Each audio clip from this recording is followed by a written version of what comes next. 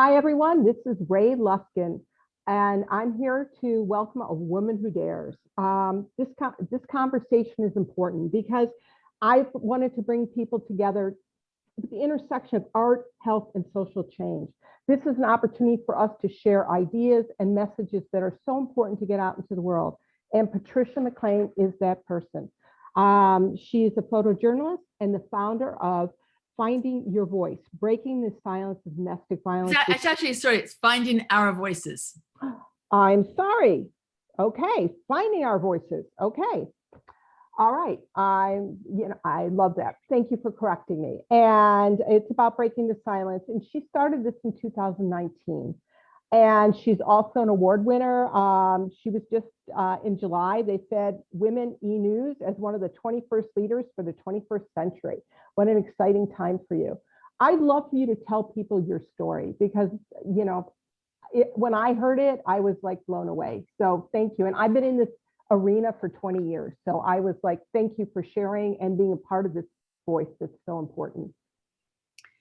Thank you for everything you're doing with your powerful voice and also providing a platform for other voices because that's the key, you know, is just getting it out there because when we're in it, we feel alone and we don't see like how much of this crap there is all around us. And Right. So it's really, I think the key is really talking about it.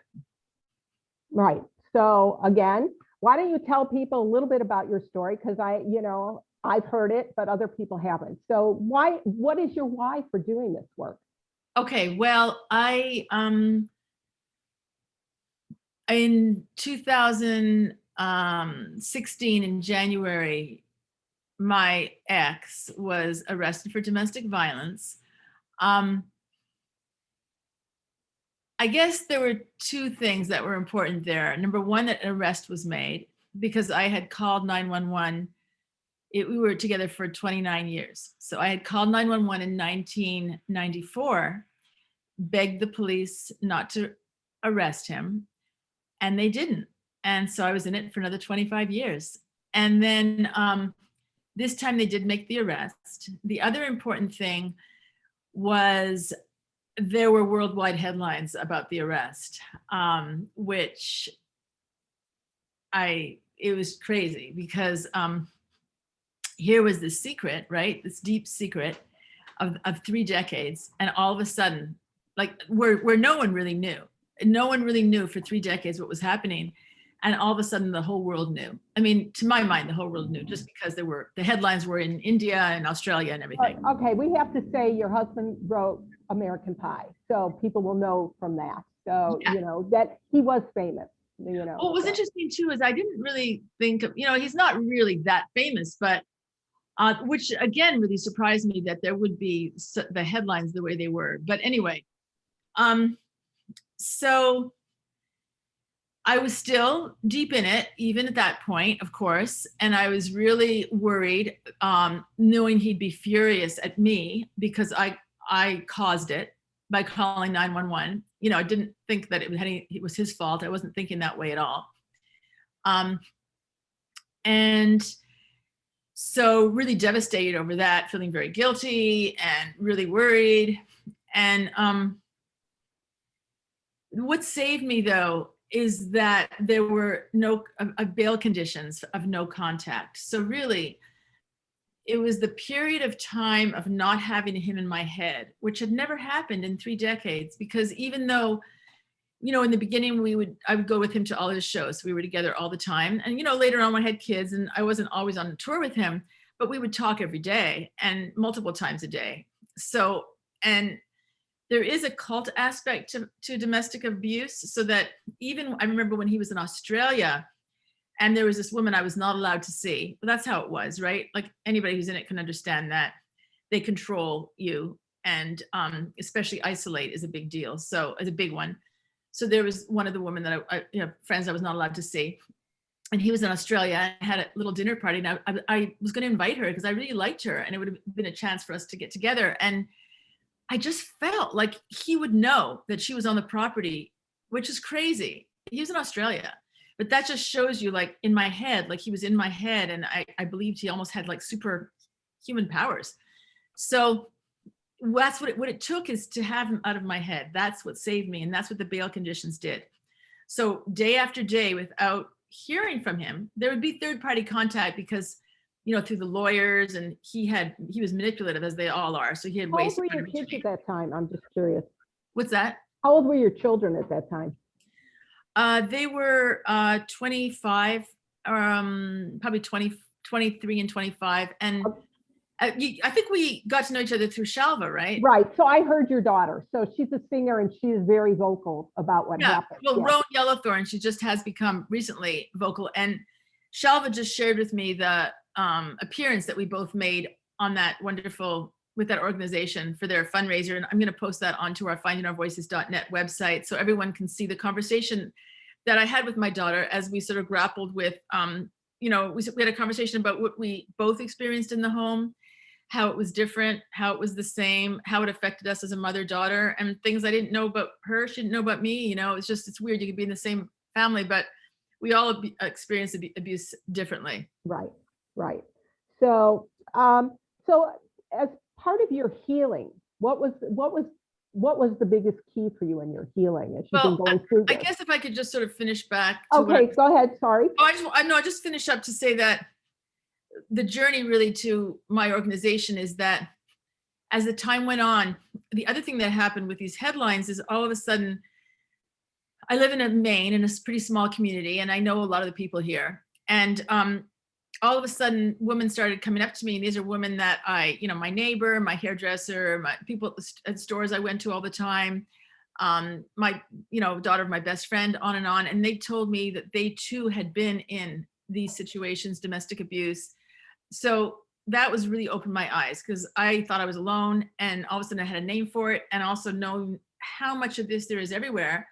And that I'm a photojournalist, and so that I just decided to start I was going to do an exhibit at my hometown public library, and it was portraits of these women all around me in my community who had been through domestic abuse, with their faces and audio of them telling their stories. And then my ex tried to stop the exhibit, bullying, trying to stop it by sending threatening letters to the venues and to the media, covering it, our local media, just covering it. And that's what sort of took it statewide, because then the New York Times became interested because he was trying to stop it. So they had an article. So his continued bullying and abuse in real time pushed it out even more and got more attention. And where we are now is we're a nonprofit organization, and we're just breaking the silence all over Maine. Anyway, so that's what I'm doing, like 18 hours a day now, because I'm just. Okay, that was part of what I wanted to get at. I know myself, when I had to use art and journaling, those were my keys. I had to paint my pain. Now, I was sexual child abuse, not domestic violence, but I had been working with organizations for many years doing this. But yeah, so that was part of it. So I imagine taking photos was healing on some level as well, just having other women's stories and being able to share them. I know I needed to. Part of the work I do is because I want to end violence against women and children, period. Cross the lifeline. And I don't want that to happen to anyone else. And so that's prompted who I became as an advocate, and an activist over the years. Yeah. And that's it. There were 14 women in this exhibit at first, and now we're 35 women, and we have our faces and voices out there. And that's it. We went through hell, and we're just putting ourselves out there and speaking for those who can't, because not everyone wants to or can speak out. And just to let everyone know you're not alone if you're in it, and also to educate the broader community about how this can happen to everybody. It does happen to everybody. And when people say, oh, if someone had done like that to me, like I would have done this, that, and the other thing, and so they can understand the complexity of it. And it's not so simple. It's not as simple as that. No, it's not. I love your banner project. I was really. Why don't you explain to people what the Banner Project is and how it's taken off, especially since COVID happened? You had to find new ways to share your message. So yeah, well, as I said, originally it was very bigger pictures than I've ever done before, prints, framed prints, and these were traveling around the state and even into Connecticut, and we were going other places with them outside of Maine, this exhibit. But then of the 14 women, plus what would happen was you would stand in front of the portrait, and then dial a phone number, and you could listen to the woman tell you their story in their own voice while you're looking at their portrait. And then there was documentation on the walls too, which I had them ask them to fill out a power and control wheel. I brought this so people can see what that is. Thank you. So get an idea. Yeah. Each woman would customize it by filling it out, and that would also go on the wall with their portrait. And then COVID happened, and all these things were being canceled, all these presentations and exhibits. And meanwhile, domestic abuse incidents were skyrocketing, and the severity and everything, because of course, what happens in the pandemic happens as domestic abuse. It's isolation, financial strain, it all just works together.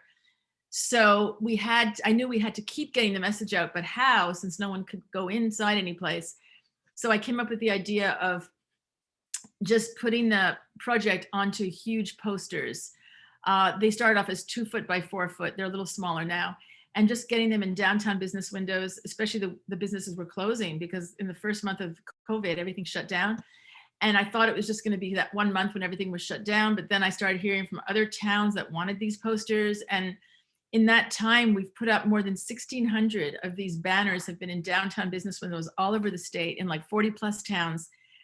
And we're doing a big push to get them into the biggest Maine towns of Bangor, Augusta, and Portland now.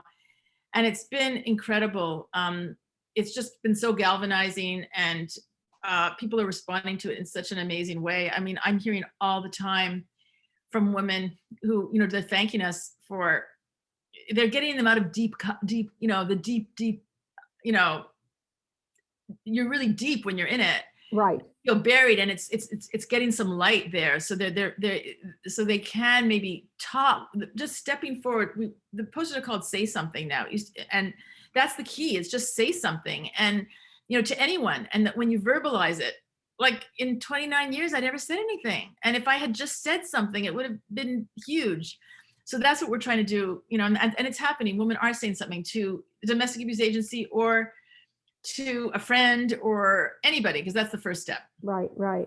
I used to call it women tell secrets, stop hanging on to your secrets, that we need to start sharing them. Yeah. That's the only way we can heal. It's the only way we can change things. And even like one thing I realized, talk to the exes. Like when you start a relationship, and these abusers always villainize the exes. Right. And the thing to do is call them, find out who it is, give her a call. And if it was a healthy relationship, if he was a good guy, but it just didn't work out, she'll tell you. But you could find out if there's problems, and take it with a grain of salt, whatever. But that's one more example of, there's no point. The secrecy doesn't serve anybody but the abuser. Right, right. Why don't you share with people a little bit about the power and control wheel? Because I had not seen anybody use that in their program like you've used it. So I thought that was wonderful. I mean, this is a tool that's been around since like the 1980s. Well, and thank you. What? Thank you. I think part of this is that, like I had never been, for instance, on a board in my whole marriage, because I was not allowed to be on board. So when I formed Finding Our Voices, this has only been like by, from what my own experience, by instinct, by just, this is what should happen. And I think that a lot of the agencies out there, of course, the fundamental is for them is privacy, confidentiality, but that's good. But on the other hand, when everything's so private and confidential all the time, that's what keeps it underground. And that's what keeps you from feeling, like you're alone. So the power and control wheel is something that if you go to a domestic abuse agency, as I did, help me get out, you sit and talk with an advocate, they'll bring it out and show it to you. And they'll say, here are basically the Duluth program in Minnesota started this. And it just shows all the tactics that people, and it could be men as well as women, use to get and maintain control over their partner. And it's all there. It's a pattern. And that's what you realize when you look at it, like, oh my God, like this really is abuse. And also it's not just him. It's like, this is a thing that they do. And so we're just getting that out because we're actually bringing it into schools now, which I'm really excited about. Mm-hmm. And because everyone has to know about it, not just when you reach out for help, but you've got to know about it to know, before if you want a healthy relationship, you need to know what to look for. Yeah, And these are the keys. Is this person going to isolate me? They're going to monitor my phone, give me a new phone because they have to talk to me only when they want. Or are they going to intimidate me and say, I'm going to hurt your family, your dog, whatever. There's so many levels of abuse, the financial abuse as well. And yeah, I agree. And so it's a great talking point. It really is. And like I was going to say that I had this woman come over to see me, and I've known her for years, decades actually. And we were sitting down, and she sort of confided in me that she's with somebody who's very controlling. And I just went into my house and I brought her this power and control wheel, and she was sitting there, and over the period of 2 hours while we were talking, she was just underlining like every single thing on there. And at the end of it, she was like, oh my God. And she started the conversation saying that she would never leave, because she just never imagined she could the way I never imagined I could. But at the end of it, after she had underlined everything on it, you could tell there was a spark. There was like a window or a little bit of light where she's thinking like, wow, this is worse than I thought. So that's the value in it. Right. And I agree with it. I think it's a great way, especially that you've had the women on each of these banners share what part of the wheel they would experience, because everybody's experience is going to be different. Not everybody's going to be hit. Some do. One of the women I was on a board with for many years was a surgeon, and her husband would hit her from down here, but everybody saw her when she changed into her scrubs, but no one ever said a word, So it's sort of like one of those conversations that you need to have, and makes it part of the conversation of going forward. If we all, especially your teens right now, they don't understand what it can be to the extent that it is until it's too late, unfortunately. So we need to educate them, especially what is a good, healthy relationship. Well, also it's so distorted, and with teenagers, because they, a lot of things that are domestic abuse actually can be put into another light. Like, you think it's passionate. Right. Like in the beginning, when my ex only wanted it to be me and him, like, well, he had no friends. So right there, that should have been a red flag. But it was like, he only wanted me. And so I thought that was romantic in a way, like it's just me and him again, but it's not healthy. Or he didn't want to go, that's the kind of thing. So you realize that something is it's put out there as passionate, or jealousy could be considered passionate. Oh, definitely. No, yeah. Abuse. Yeah, extreme when it gets extreme like that. Yeah. Right. So I love the fact that you're taking into colleges. Where else are you presenting this material? And I noticed you also have bookmarks, which I love, that are going in. Yeah, I'll show you actually Amelia, I just happen to have these. Okay. These are bookmarks. They're basically, there's 35 different women on this. In the back, there's part of their power and control wheel. And it has a quote, Mary Lou, it's never too late to leave.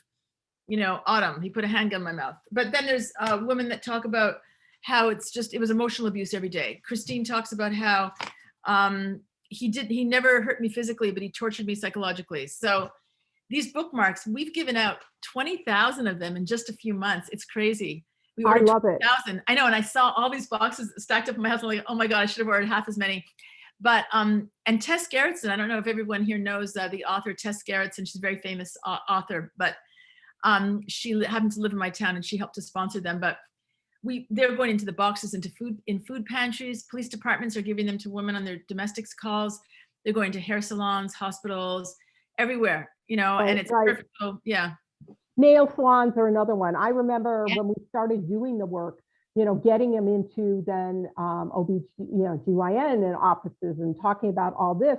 I like I said, I've been on the journey on the other side for 20 years, and I love to hear more stories of how it's going and what other people are doing, because you have a model that anybody can do in their community.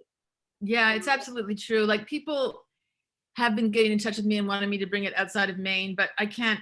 We're not there yet. We're focusing on Maine, but anybody could do this. It's just, you have to be. I just think my whole thing is just like we got permission from all these women. They all were fine with it being an exhibit in the library. Then they were fine with it being on business windows in our downtown.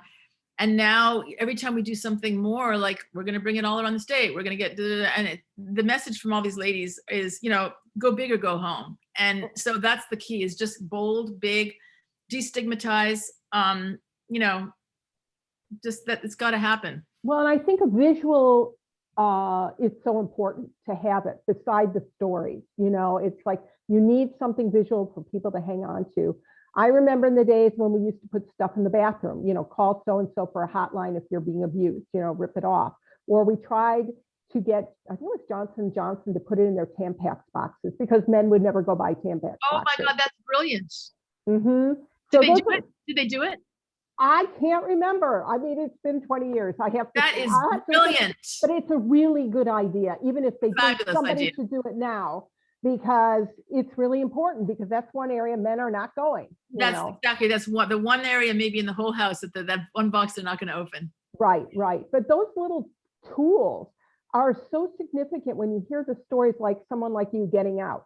You know, we need those tools all around the country. As you said, especially during the pandemic, the rise in domestic violence has been, you know, exponential because of the situation and the circumstances. So I love that you're doing that. And I wish, you know, how do people reach you? Because I think, and maybe this is something you can do as you go home, you know, put together, I'm just brainstorming, put together a box, do it in your community, you know, and tell them what they need and how they can go about it. You know, so you might be able to find a photographer who will take the pictures, someone who will donate the banners, someone who will make them, you know, those kind of things. And, yeah, like maybe down the road, maybe we would have that, like anybody that wants to do it, we can provide them with that. That's a template. Yeah, it's just a template, you know, sure. and that's something because you're an expert at it now. And, you know, and then how do you reach out and create your coalitions in your, you know, in your community and the collaborations that you're doing? What has been the key? I don't know. It's been kind of a natural thing. Like just yesterday, I stopped by. I had these books that this author had given me, wonderful books. This woman, I had met her at the prison when I did a story about some women who were graduating from high school at the prison. She got in touch with me when she was out. She ended up writing this book and about her journey. And a lot of it was about drugs and drinking and domestic abuse. Anyway, I dropped off a box at our local place where it's a drug rehabilitation place. And they invited me in. We just sat on the couches and talked for an hour. And we're like, yeah, we got to get together and talk because, you know, one of the women there does a lot, was sex trafficked. And so does a lot of advocacy around there. The other woman was her you know, drugs are what really brought her down.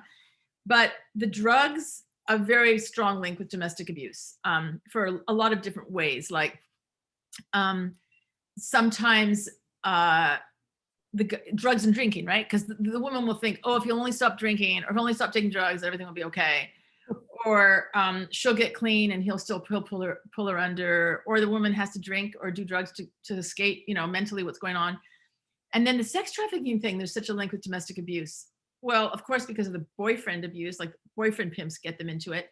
But I was reading this book is a fabulous book. It's one of my favorite photojournalism books. And it just covers, it's all about a story and pictures and words of this pimp and his girls. And I couldn't believe, like Don, you know, the guy I was married to, like it was him, like underlying, like all the tactics that the pimp used to get this girl working for him, right, were the things that Don, you know, that my ex did to me. It was really weird. So I just realized that it's the tactics that the people use to get control and maintain control over someone. It's probably like the same thing, like, you know, Patty Hearst, brainwashing. It's all a form of brainwashing. Right. I mean, unfortunately, the average age is like 14 or 13 these days for women who've been sex trafficked.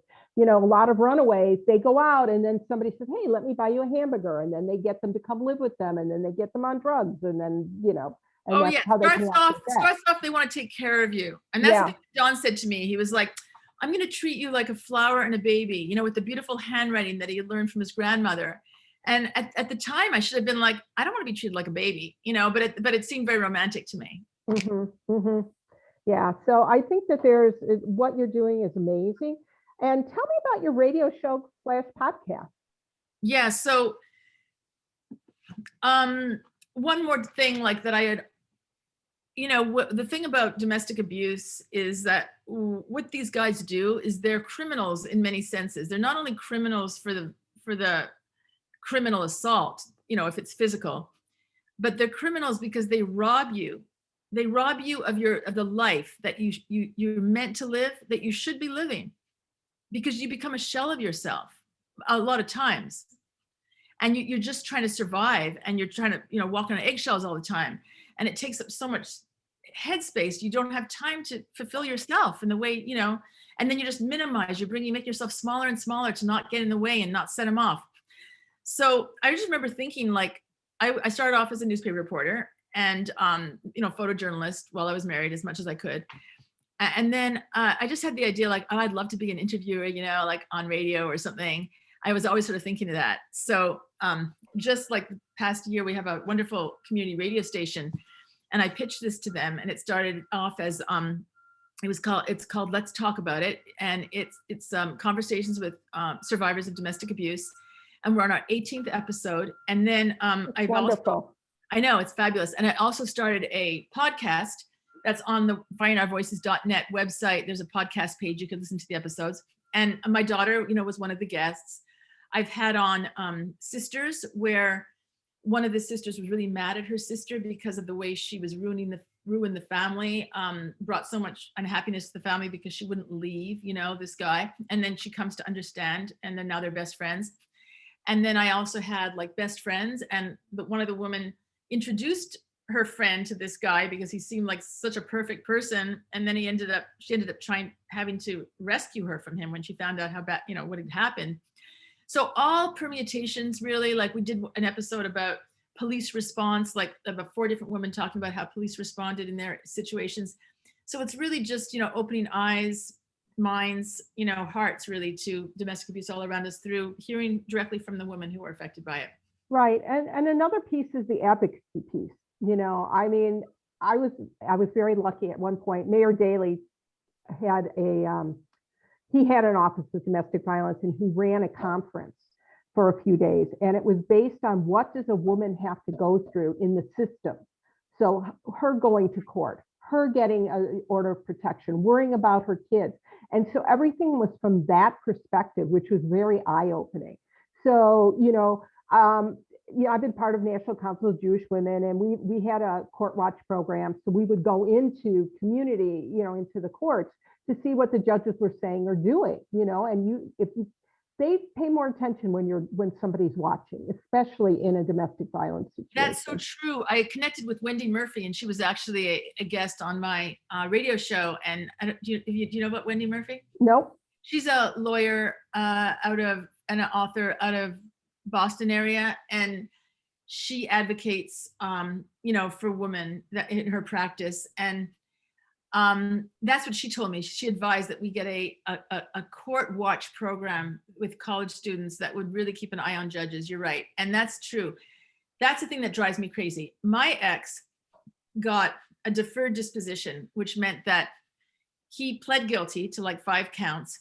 And with a deferred disposition, which they use in Maine like crazy, which means that you plead guilty, and then they dismiss the charge with good behavior. And so his whole punishment, accountability for what he did to me, was like a $2,000 fine, which is insane, $4,000 fine. And so I thought at the time, oh, well, if he's rich and famous and that's why that happened. But the more that I am talking to other women and seeing what's going on, it's not because of that at all. That's just standard. And so we are working to increase penalties. Like, why is it a misdemeanor when you beat up your wife or girlfriend? Why is that a misdemeanor? Why is it a felony? Why is it that these sentences run concurrently, so that if you're charged, for terrorizing, you're charged for assault, and one is a year and another 6 months or something, they lump it together instead of consecutive, so that you'll have a longer, it's just crazy. And then strangulation, like they turned that into a felony. It took a lot of work in Maine to do that. I wasn't part of that, but they plea it down all the time to a misdemeanor. It's just, and then the court thing, the thing that I'm really on right now is, so this criminal domestic abusers, they get a court-appointed lawyer, right? The woman doesn't get a lawyer, and women in DV need pro bono legal Right. help, and it's not up there. I don't know about other states, but in Maine, they do have a couple of organizations, but the demand is so huge. We just need to step that up, because these women are being destroyed, crushed, and they're losing custody of their, you must know this. Yeah, They're I losing know. custody of the children to the abuser because they don't have a lawyer and the abuser does. And this is all new to me because I'm sort of new to this field, but I'm sure you're aware of that. But it's Yeah, still well, going that's what I love. I have to tell you, it was just in the last few years that Shelva got 2 lawyers on their on. staff. Oh, It took them a fabulous. So long important. time to get that. Wow. So it was That's crucial. right. People knew, and then you have to work with the CASA appointed lawyers to watch the children. And then, they've tried to, there's one woman who's been working with judges trying to educate them here in Illinois, about domestic violence and really what it is. Yeah, but that's the other thing is, I don't know how it is Judges there, don't but- know. They don't know Well, unless somebody that's- educates them. That's the thing. So I was on this task force with one of the counties in our area in Maine, Yeah. and the district attorney said that, yes, it's true. Like, judges do not need any education in domestic violence. Like, Right. how crazy is that? Like, why aren't they mandated to have a training and I think it should be victim centered. I think they should listen to victims, over a period of, a time where they can understand, because don't you think that's insane? And is that with Chicago too, that they do not need education in domestic violence? Well, no, they've been getting education for the last number of years. I know a woman who's been in charge of that for a long Oh, time. I'd but- love to be put in touch with her Oh, sure. Okay. so we can get that going here. Yeah. Are you on the board of Shelva? No, I'm not on the board of Shelva. I was on J-CARES, which was Jewish Community Abuse Response Education and Solutions. Okay. And that's now gone into JUF instead. It's not a freestanding thing anymore. But we were freestanding for many, many years. And so we had paid for some research. So we got stuff to go into, to work with the police. We had programs for the police. We had some young man, I can't remember the name of the group, but his name was Caleb, and he did a lot on educating young men about respect and what is a healthy relationship. So we had prepared and partnered with lots of organizations here in Chicago. It was a great coalition. What would happen to it? Well, I have backed away a little bit, so I can't say in that whatever, but they put it together with and it makes sense with, we were talking about addiction before. So they're putting it together with an organization that, part of Jewish United Funds. So it's Jewish Family Services. So it covers everything pretty much now. But we were separate for a number of years. And yeah, it was a great group. I mean, we had people, because then you had the issues about, violence in LGBTQ community. And so we had people from, it was called on Halstead, it was an organization. So there was a lot of fractions that came together, as well as shelters, because Shelva did not offer a shelter. Whereas other groups offer actual shelters. So we brought everybody together on one umbrella. I thought it was great. Yeah, that's the other thing that I'm noticing is that's another critical shortage, along with lawyers, is for women in DV is, but that's the other thing. If I just say something about lawyers that drives me crazy. Okay. Is this is a real conversation. I love it. It's a real conversation. Yeah. Well, the thing is that women need lawyers, but the other thing is that the whole system is so screwed up so that for them to need lawyers the way they do, because no one is connecting the dots in the courts when there's a domestic abuser and then they go to family court for maybe custody of the children. There's not a judge that'll say, oh, I see that this guy is an abuser, then these court motions that he's bringing up is just part of the abuse. So he's able to abuse her further in the courts through like civil court, right? And so, and then these lawyers are making so much money from representing these perpetrators who are terrorizing these women, their victims. And then also, they're making so much money representing the victims who need to defend themselves against this harassment in the courts. So it's not just a matter of let's get more pro bono lawyers for domestic violence victims. It's also a matter of reform the courts. Yes, totally. Reform, the legal reform. And it's so important, because so much abuse is really, like, for me, like, I got out of it physically, out of the marriage, but then the worst time for me was really after I left and what was happening to me in the court, and the way, my lawyer at the time was was abusive in that, he wouldn't listen to me, he wouldn't return my calls, he was making these decisions that were ridiculous, and all as on and on and on. But anyway, and then also just how stressful the whole court thing was. Mhm. Well, I'd be happy to put you in touch with people who've been in this for 20 years or plus in the Chicago area, because there's a lot of expertise here that I'm sure they'd be willing to share with you. And that's Yeah. part of the reason I'm doing these conversations today, because I think it's really important is we have to connect and collaborate, because otherwise these problems, it's just a cyclical thing and we do it every community and we're wasting time and resources, whereas there are experts. I don't know if you've ever heard of the Silent Witness Project. This was something, they were life-size red plaques of women. And Oh yeah, I've seen that, yeah. Yeah, with stories of women who've been killed from domestic violence. And we marched on Washington and we laid them around the Capitol steps. Every state was represented at that time. And that was a while ago.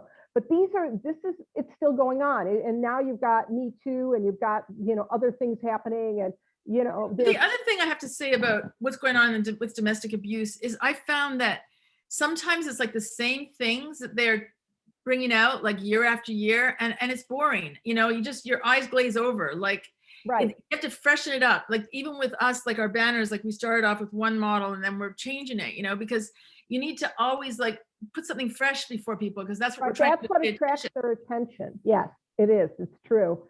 And, I mean, one of your lines I said, that when I was listening to some of your stuff was, we need to change the conversation. And one of those ways is through the stories you're telling, and start asking, why does he do it rather than why doesn't she leave? And I love that. And somehow I see that as one that you could, amp up, and tell, that could be part of your banner collection and changes the discussion a little bit. So one thing, throwing ideas out. No, that's good. But then another thing that reminds me of is when people start talking about, I know it's true. Why does he do that? I'm not sure I care about why he does that. I think basically like throw the guy in jail is how I'm thinking, because sometimes I think it's just too much of, and that's not what you mean. That's not how you mean it, but I'm just, no, it's not how I mean it. No, of course you don't. But I'm just saying that sometimes it'll be like, well, he had a really hard childhood, and well, he, and just these excuses. And I went through 3 decades basically of trying to, understand. Right. I'm not asking people to understand, but the question is, it shouldn't be, why isn't the woman leaving? I mean, I don't know if the average is still 7 times before they leave. That was when I was. That's why it's complicated, and that's what we get from talking. We understand, like, there's and I think, how do you start a conversation with someone? It's interesting. You never know what's going to prompt someone. I was doing an interview when I put out my book, The Creative Activist, and the guy who was interviewing me from WGN, he pulled me aside and he said, my mom recently died, and she told me for the first time that she had been abused on her deathbed, and it's like, you never know when that conversation is going to come, and how, and we as people don't necessarily know what to say or how, and just sometimes you just want someone to listen. Sometimes you want advice, but never say, oh, get over it. That is like the worst. I had my own father tell me, well, it happened a long time ago, get over it. Like, no, That's you horrible. don't tell that to anybody. That's horrible. Yeah. So, but what we do is we identify a community, and then we print up the banners, and then I'll go and I'll have a banner buddy or two, other survivors who maybe are in the area, and they'll help me, and we'll just go from store to store. Well, if they have a big window, that's the key. Big enough window, and we'll just walk in and ask to speak to the owner and manager and ask them if we could put this banner in their window for at least a month, and now we're asking for 2 months. And that's where our conversations happen, because they'll be like, the manager or the owner or a customer will run after us after when we left the store, and they'll tell us. And that's how my eyes have really been opened to how much of this there is, because that's when they'll say something, is when. Well, and I think, I think part of it is too, we've been in a society, well, if they don't hit you, it's okay. Then there's levels of abuse, just like in sexual abuse. Well, if he only did this to you, then it's not as bad as if he did that to you, or, and so we judge ourselves based on the scale that the world has presented. Well, it's not that bad. And I think that's one of the things that we need to change. It is bad, and if you are all bad. Yeah. It's all bad. And the thing is, the guys minimize it. So Right. that we copy that because that's what you're used to. And I remember when I first, early on, when there was this one woman and I was asking her if I could present her banner for something or her audio or something.